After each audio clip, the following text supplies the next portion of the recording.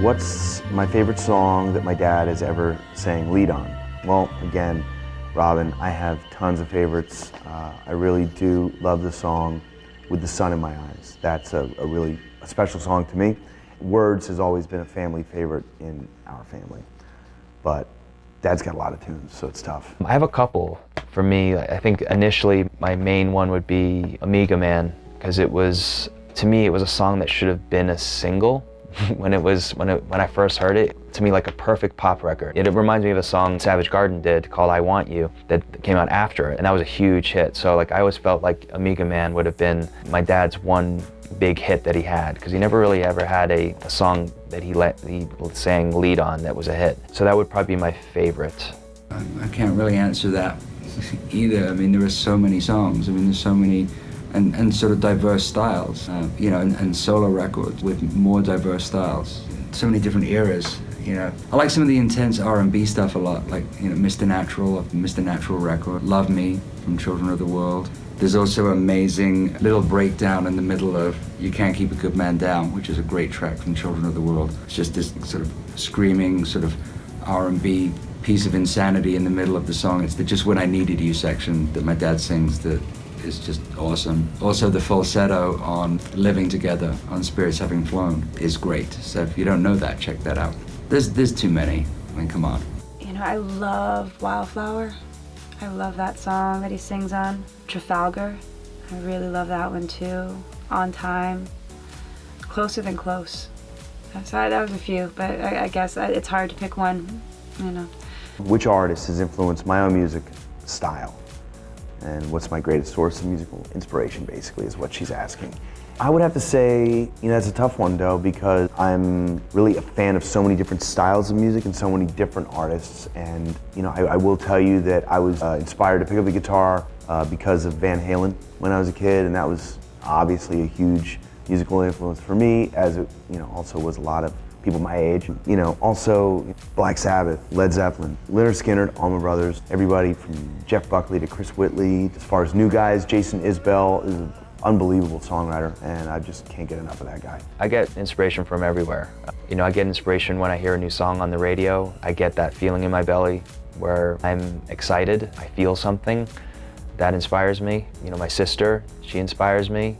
She's always pushing and trying to make things with her music, and I think seeing how she writes music and works at it, that's an inspiration to me. And then of course my dad, like the ultimate inspiration. You know, I learned a lot of stuff from him. So that's what inspires me musically. And if there's a period of time that influenced me, it was probably the 80s. Lots of good stuff came out back then, like just happy music, not so intense or heavy. This could be a whole interview, I've got to be honest. There's lots of different influences from different time periods. One of my biggest overall influences in terms of how to approach things was definitely Prince. This was a guy that did everything himself, sort of broke some rules in terms of, okay, well, I can produce my own records, I can engineer my own records, I can play a bunch of different instruments. And so that really inspired me when I was a teenager, when you're sort of fighting against people saying no to you a lot. I started making my own 4-track machines and teaching myself to engineer before I ever apprenticed at a studio. The idea of blending styles was something I really got from him. Like it was, you know, okay to listen to blues, get down with Otis Redding, but also, you know, be in love with Joni Mitchell. I mean, Joni Mitchell was a huge influence, one of my favorite writers of all time. Michael Jackson was a massive influence as a kid. And a lot of that, I think, was not just the fact that he was just such an incredible performer, but there was a meticulousness to his craft, you know, something that my family has as well, you know, that the brothers have, was this professionalism and this perfectionism. So I always loved that. And then I fell in love with the guitar when I was like, you know, 15, and that led me to falling in love with blues. So Freddie King and B.B. King and Eric Clapton and George Harrison and All Things Must Pass changed my life, and the Layla record changed my life. You know, and there are so many rabbit holes you go down. I've got producers that, and of course, you know, my family, massive influence, as they should be to anyone who's into songwriting, production, you name it. So yeah, I could really talk about that forever, but R&B was kind of my first love. Sam Cooke, Otis Redding, Motown. It was the stuff that my mom was into, the stuff my dad was into. We listened to a lot of it as a kid. Those are sort of my roots, and that's kind of what I've gone back to doing right now. It's stuff that's in that vein that goes back to those roots, you know. Whereas 54 Seconds was more of a psychedelic band, but we had more of that sort of Prince kind of approach to things, where it's like we could be all things. Sometimes it worked, sometimes it didn't. Yeah, I hope that's a good enough answer for you, because I could talk about that all day. Blues, country, jazz, EDM, pop. I'm definitely, maybe it's classic rock I'd go with, like just that whole vibe, you know, Bob Seger and a Steve Miller Band and Zeppelin, like the jam bands, you know, like Grateful Dead, and I'm inspired by it all.